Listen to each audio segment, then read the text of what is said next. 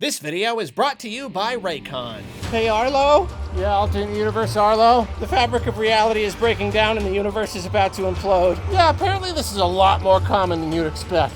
Should we still do the ad read? Might as well. This may be the end of existence, but I sure am glad we've got our Raycon Everyday Earbuds. Raycons are so sleek and comfortable, easily the comfiest earbuds we've ever tried. We wear them all day while we walk around and they never fall out. At least not until the laws of space and matter succumb to the rift. Plus, they last up to 8 hours on a charge and up to 32 hours using the charging case. So we can listen to our favorite music all the way up to when time folds in on itself and ceases entirely. I love the features. The 3 sound profiles are great for switching between music and podcasts. Plus, it's easy to take calls without skipping a beat. All it takes is the touch of a button. Maybe we should call someone about this? The look and feel of these Raycons are unmatched. And did you know they come in a variety of slick colors? I mean, they will as long as the visible light spectrum exists. And they've got over 78,000 5-star reviews. Numbers will only have meaning for a few more moments, but that's still really impressive. I don't know about you, but I'd say the end of the universe is the perfect time to celebrate Raycon's 6th birthday. Wow, has it really been 6 years? It has, and they're having their biggest sale of the year. 20% off site-wide with select products a whopping 40% off. All people gotta do is click the link in the description or head to buyraycon.com/Arlo and use the code BIRTHDAY. I just hope they do it quick. Wow, Raycon Everyday Earbuds. It's awful. 2016 was not the best year for Paper Mario fans such as myself.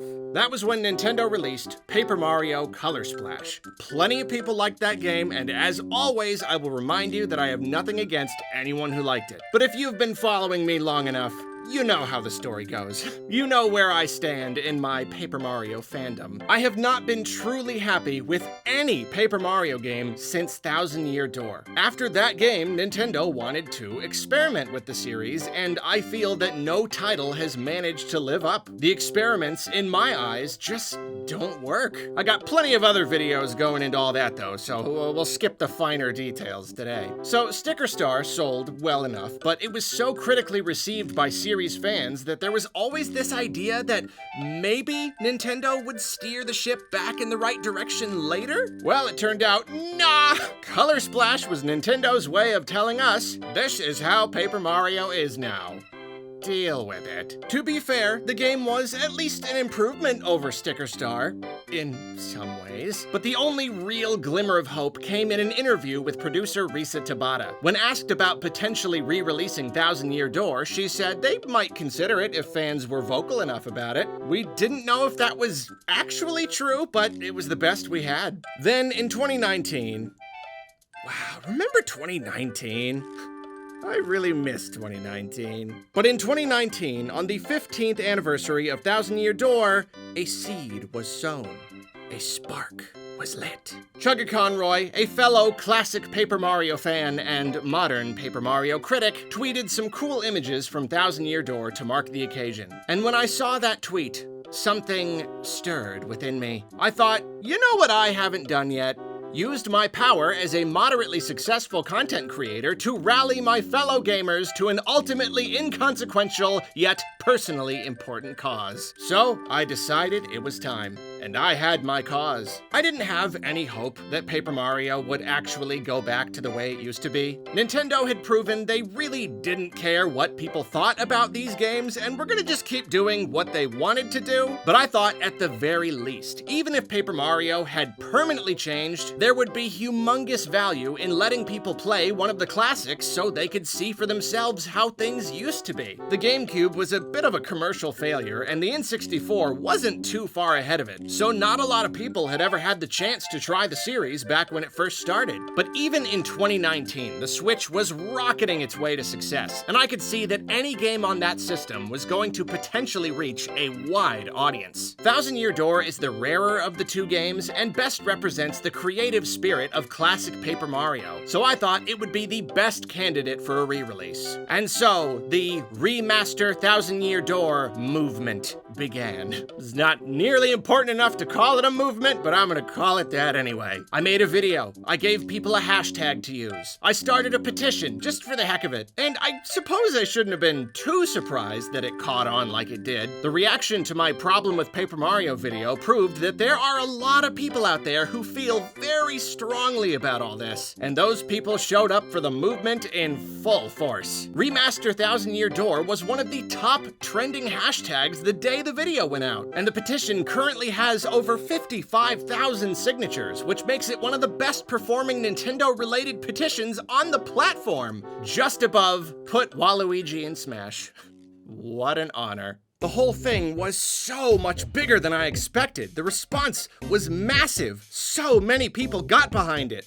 And it all further cemented me as the Paper Mario guy. So we all had our fun, and eventually it died out. And that was that. If it was true that Nintendo was listening for vocal fans to request a remaster of 1000 Year Door, then there it was. I felt we did everything we could possibly do. I knew it was a long shot, but it was the best we had. And sadly, the very next year, Origami King had its reveal and release. And that was when we learned about this weird IP protection department or whatever that has apparently been keeping Paper Mario from being too interesting. And that right there was when the last ember of my hope that we would ever see the classic Paper Mario formula again was truly snuffed out. A new game in the old style already felt impossible, but now even something as simple as a 1000 Year Door remaster was off the table. I mean, that game breaks all the rules. Nintendo isn't allowed to put out a game like it anymore, right? So why should re-releasing it be any different? So I gave up on the whole thing. Fast forward to 2023. After stickers, paint, and origami, it felt like Nintendo had fully explored the concept of a true, literal Paper Mario. So I wouldn't have been surprised if they just put the series on the shelf for a while. Just give it some time until inspiration struck again. However, they've been putting out a Paper Mario every 4 years since Sticker Star. Super to Sticker Star was 5 years, and every gap before then was only 3 years. Paper Mario has been one of Nintendo's most consistent series these last few decades. If they followed the usual pattern, then in 2023, we might have been close to the reveal of yet another game. There were even rumors of a 1000 Year Door remaster, but I quickly brushed those aside. Yeah, we had rumors like that before, and we ended up getting Color Splash out of them. And if a rumor sounds too good to be true, then it probably is. So when, on that fateful day, that glorious day, at the end of that beautiful direct, when that book appeared and that music kicked in, I was speechless. Okay, not quite speechless, but I was flibberjambled. It literally felt like I was dreaming because it was happening.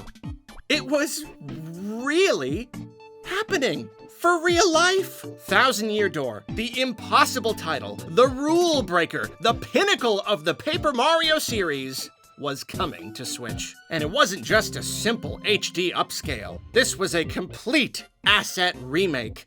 And it was beautiful. So that leads us to the topic of this video. After the announcement, I had a lot of people hit me up on Twitter and in the comments of my Paper Mario videos, especially the Remaster 1000 Year Door video, all congratulating me because we won. We got what we wanted. And a lot of folks are probably more or less joking when they suggest that the movement might have actually worked, but plenty of them seem to be completely sincere. My knee-jerk reaction is to scoff at the idea. I want to discount it completely. Nintendo does what they want. They do not care what we think about Paper Mario. This has been firmly established. But I wanted to make this video in order to truly look at the matter and try to figure out, what are the odds that it did work? That the vocal outcry really did make a difference and signal to Nintendo that this was something worth doing? Is there at least a tiny Little chance. Well, as we just talked about, Risa Tabata did say that if they got enough feedback saying we wanted a remaster, then they would consider it. And that is exactly what happened. At least, sequentially, there was a big hubbub, and then a few years later, it happened. But my instinct was always to take her words with a grain of salt. It seemed like the sort of non-committal answer that you would give in an interview, but not really mean. I mean, for all we know, she really did mean it, but we can't know for sure. If she did, though, then that would make it at least a little bit likely that our movement made a difference. For at least a day, once in 2019, the Nintendo discourse was dominated by thousand-year door talk. I didn't know if any of it would actually make it to the eyes and ears of Japanese developers. Naturally, there's a big language and social media divide there. I mean, they might not have heard a single little blip about any of it, regardless of how big it was. But maybe they did? Speaking of the timeline, though, that is another compelling point. At the time of the movement, Origami King was already nearly complete. Obviously, nothing was gonna change there, even if they did catch wind of all the thousand-year door stuff. But after the game released and the usual few years went by, the very next title they revealed was the Thousand-Year Door remake. The very next title. If they had seen the hubbub, then followed through with Origami King, that would have given them just enough time to get started on Thousand Year Door. It was the very next project they worked on. Now, I'll admit, the timing isn't completely perfect. The remake looks great, but I don't think they've been working on it this whole time. Remakes probably don't take the entire team to make. I think it's more likely it was given to a smaller team, and the main team is either working on a different new Paper Mario title for the next Nintendo system, or just something else entirely. It could be that they really are done with the series for the moment, like I suggested, so falling back on remakes made sense. Could be coincidence. Could be that this just happened to be when they became ready to start redoing the old games. They had to reach a natural conclusion of the modern Paper Mario trilogy. But if that's the case, as I've brought up before, why did they choose Thousand Year Door? Why didn't they choose the original or Super? Both would have been fine options. Super sold better than any other Paper Mario game in the series. And then, of course, 64. That would have been an especially good choice. It's an N64 game. It's so rough. A complete remake would look so good. And that game better represents Mario as a concept. It's way less weird. It fits the rules so much better. Overall, it's such classic Mario. But they chose Thousand Year Door. Is it possible?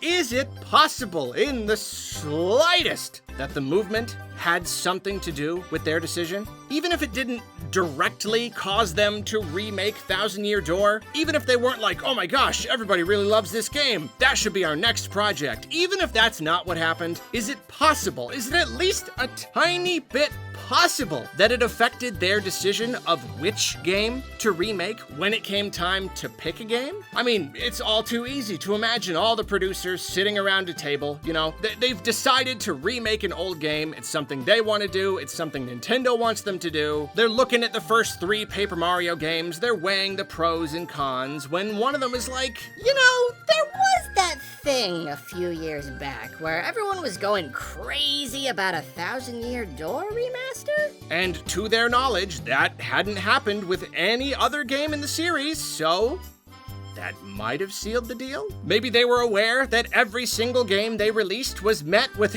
huge backlash, and they wanted to do something that would be universally well received, and the memory of that hashtag still lingered on the air. And you know what? That scenario is very possible. I'm still hesitant to truly believe that anything we did worked. I simply cannot believe that I have that much power or sway. But heck, it is technically possible.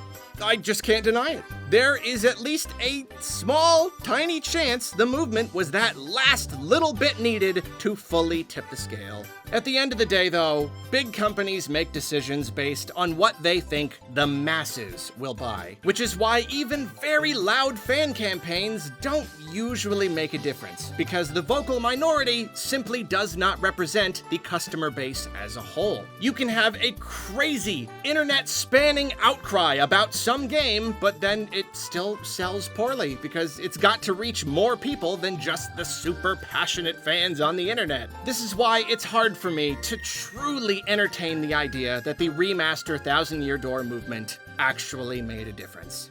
But it is possible. A lot of elements line up. And hey, maybe it's better that we don't know. It's more mysterious that way. That way, if you believe, you can just keep on believing all you want. You can keep believing.